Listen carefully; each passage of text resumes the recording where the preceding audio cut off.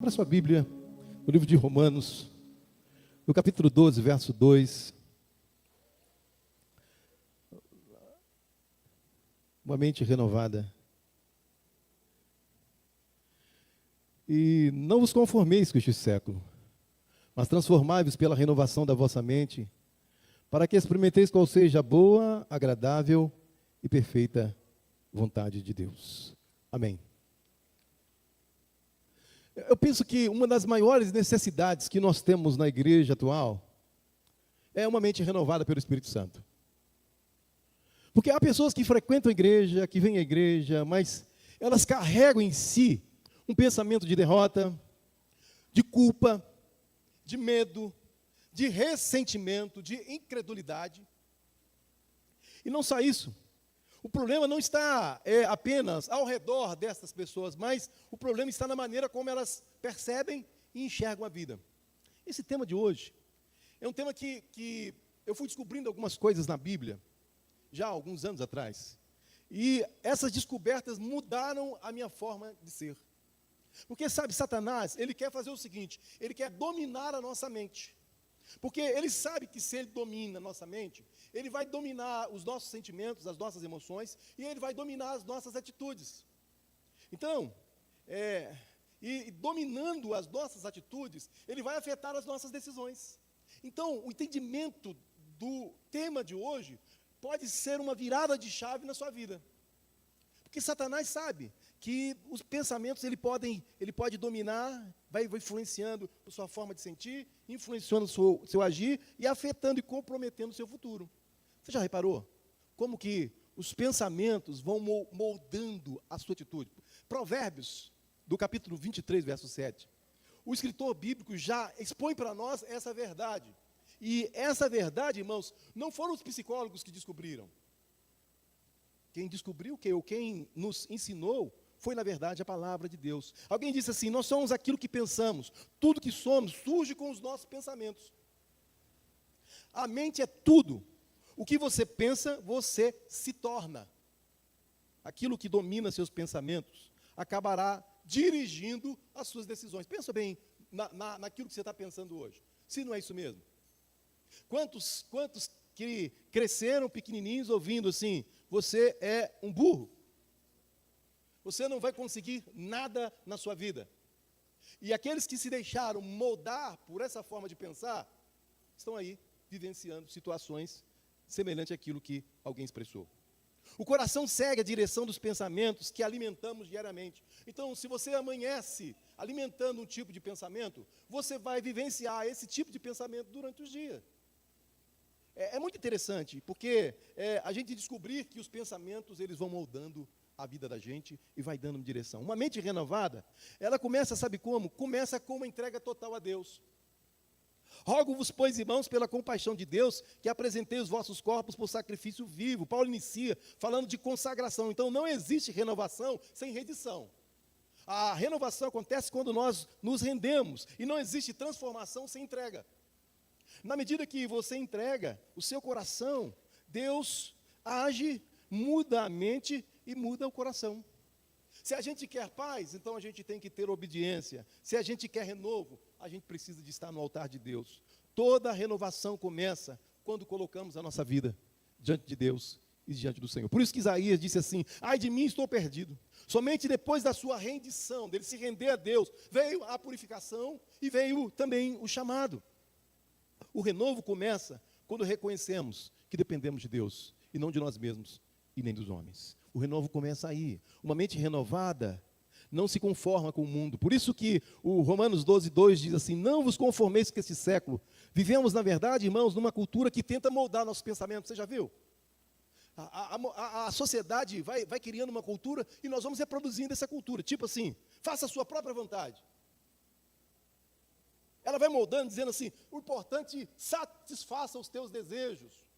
A sociedade vai dizendo assim, não existe verdade absoluta, é sempre relativa. A sociedade vai dizendo assim, o importante é você viver para si, dane-se os outros. Ela vai, na verdade, moldando a vida da gente. E a Bíblia diz em Provérbios, capítulo 14, 12, há caminhos que ao homem parece direito, mas o fim deles são os caminhos de morte. O cristão precisa aprender a nadar contra a corrente. Por isso que o texto da Bíblia nos ajuda a pensar. E quando a gente olha, por exemplo, bíblico, a gente olha para Daniel, que viveu em uma cultura bem pagã, mas ele não permitiu que a Babilônia entrasse na sua mente. E é por isso que Daniel resolveu firmemente não se contaminar, porque ele tinha os valores de Deus na sua mente.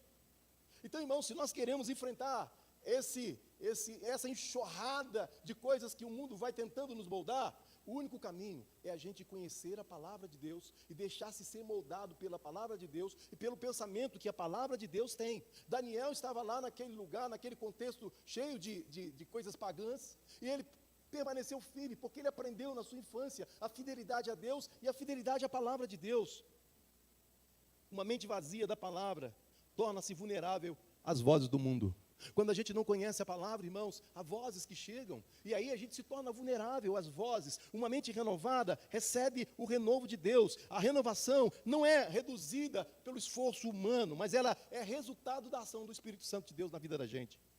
Há momentos que a nossa mente está cansada. Quem aqui não viveu um tempo da mente cansada? Há pessoas que chegam à igreja, sabe, ferida por perdas, machucadas porque alguém falou uma palavra dura. Tem pessoas que chegam aqui sobrecarregados de tantas lutas. Ele luta tem anos a fundos. E ele chega aqui nesse espaço cansado. Mas deixa eu falar uma verdade para você que está aqui. Deus é especialista em restaurar aquilo que está desgastado. O Deus é o Deus que renova. Por isso, em Isaías 4:31 diz assim: mas os que esperam no Senhor renovarão as suas forças. Você pode estar cansado, mas se você espera no Senhor, Deus está dizendo na sua palavra que vai renovar as suas forças. Observe, irmão, que o texto não diz apenas Deus vai te fortalecer. Porque uma coisa é Deus nos fortalecer no momento das nossas dores, das nossas dificuldades. A outra é, irmãos, quando Deus promete que Ele vai, de fato, renovar e vai dizer coisas grandes para todos nós. Deus vai nos fortalecer, Deus vai nos renovar. Essa é a proposta da sua palavra. Ele renova, Ele restaura, Ele recompõe, Ele faz florescer novamente. Irmãos, esse tema tem mudado significativamente a minha vida, até enquanto pastor. Não sou diferente de ninguém aqui. Tem alguém aqui que não passa por dificuldades? Não, né? Então o pastor também passa por dificuldade. A mente chega à mente muita coisa? Claro que chega à mente muita coisa. Mas a atitude é, ou a gente entende que Deus quer nos renovar e renovar a nossa mente, ou a gente se esconde eternamente numa caverna. Foi isso que Elias começou a fazer, e de repente Deus se manifestou e ele entendeu que ele não podia ficar mais naquela caverna. Depois de uma vitória contra 300 profetas, o Elias, o profeta, ganhou ali a oração, orou, mandou fogo, desceu fogo, ele saiu dali vitorioso naquela guerra, e de repente, irmãos, uma mulher manda um recado para ele, diz assim: ó, eu vou fazer a mesma coisa que você fez com os profetas. Um recadinho, bateu na mente do Elias, e ele fugiu para a caverna. Você já viu como que às vezes uma coisa grande não te abala, mas às vezes uma coisa pequenininha, ela é suficiente para mexer com o seu interior? Principalmente de quem vem. Se uma coisa grande, abalada, vem de alguém que não tem muito significado para você, sabe o que acontece? Você não está nem aí. Mas quando uma pequena coisinha vem de alguém que tem um grande significado para você, ó, mexe contigo, mexe com a sua cabeça, mexe com a sua mente. Ele faz, eu diria assim, um estrago em alguns momentos. E se a gente não se policiar, essa pequena coisinha, essa pequena palavra, vai conduzir a gente ao que conduziu a Elias. Elias ficou mexido com uma palavra, depois de ver fogo descendo, irmãos, depois de ter uma experiência com Deus profunda. Mas é aí que me chama a atenção. Porque se você voltar lá em 1 Reis, capítulo 19, verso 4, você vai ver que, embora Elias tenha entrado para a caverna, embora Elias não tenha administrado uma palavra pequena, Deus não desistiu dele. Deus o fortaleceu, Deus o alimentou, Deus falou ao seu coração, Deus renovou a sua mente e Deus renovou o seu propósito. Então, se você está aqui hoje, é porque Deus quer dar renovo à sua mente e dar renovo ao seu propósito. Não é para que você saia daqui e vai dizer assim: eu vou enfiar debaixo de um cobertor. Você pode até fazer isso por causa do friozinho que está aqui em Governador Valadares, né? Mas não por causa disso. Você pode sair daqui entendendo o seguinte: não são as palavras que foram proferidas para mim que vão me conduzir para debaixo do cobertor, mas é a palavra de Deus que vai me levantar e trazer renovo na minha mente e trazer renovo no meu coração. Porque uma mente renovada, ela é alimentada pela palavra de Deus. A mente será moldada por aquilo que eu me alimento. Se você se alimenta da palavra de Deus, a palavra de Deus vai ser o sustentáculo para a sua caminhada. Por isso que Jesus declarou, não só de pão viverá o homem, mas de toda palavra que procede da boca de Deus. A palavra de Deus funciona como um remédio para a alma. Jeremias capítulo 15, 16, assim, as tuas palavras foram achadas, e eu as comi, e as tuas palavras me foram gozo e alegria para o coração. Olha que bela a declaração dele, que a palavra de Deus foi o alimento para ele. A palavra de Deus foi, na verdade, ele diz assim, eu comi a palavra de Deus. A palavra de Deus foi o fortalecimento para o momento difícil que ele estava vivendo. O salmista disse assim, como purificará o jovem o seu caminho? Observando conforme a tua palavra.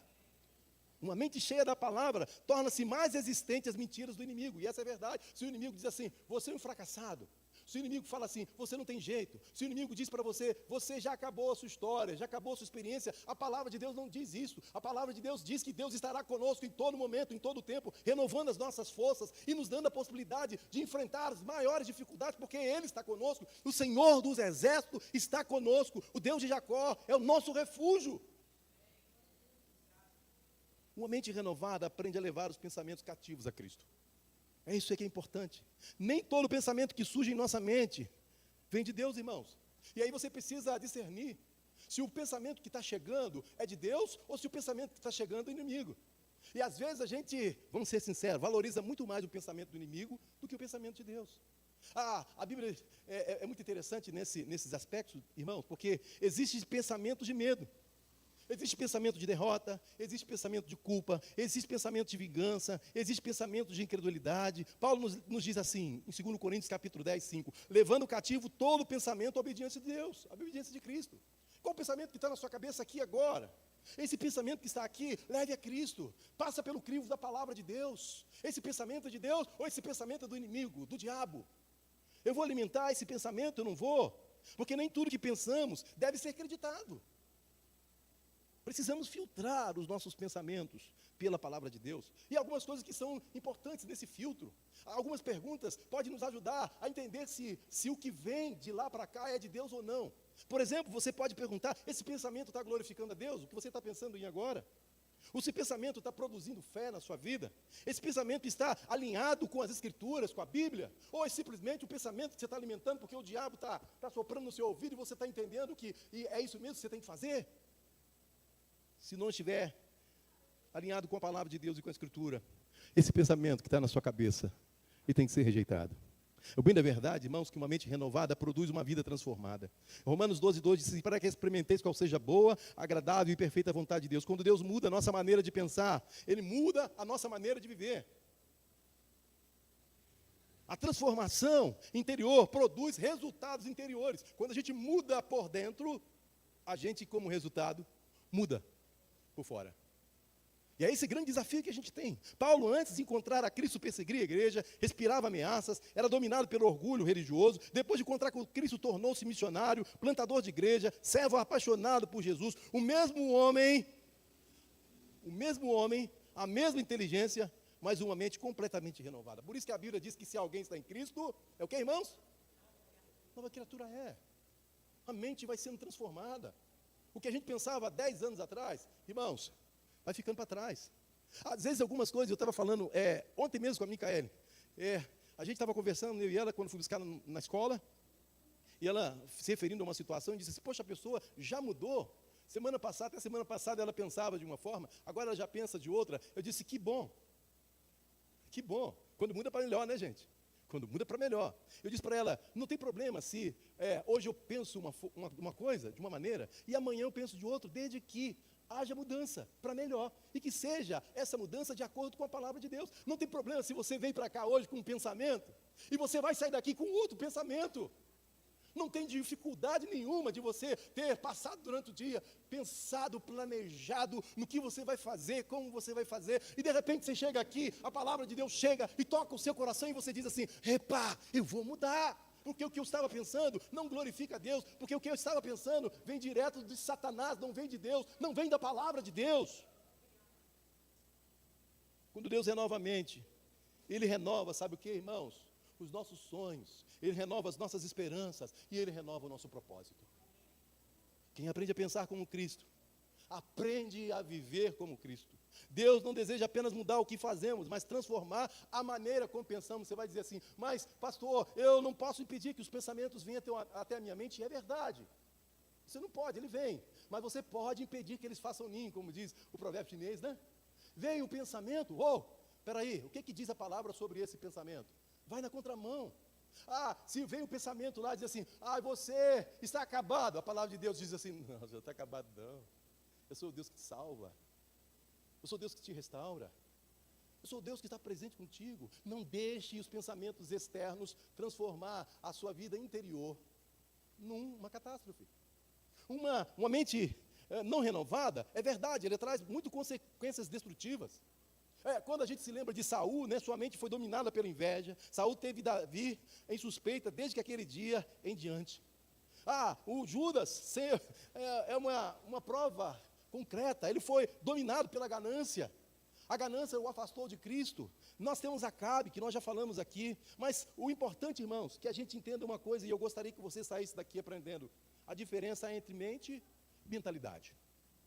A mente é a capacidade que Deus nos dá para quê? Para a gente pensar, para a gente compreender, para a gente lembrar, para a gente raciocinar, para a gente decidir. A mente, então, é o instrumento. A mentalidade é um conjunto já de pensamentos, ou seja, são as crenças, são os valores, são os padrões que nós vamos construindo. A mentalidade é a forma como nós, então, usamos a mente. E aí, há uma coisa muito interessante. Os israelitas, quando eles saem do Egito, mas a mentalidade de escravo continuou dentro deles. Tomara tivéssemos morrido na terra do Egito.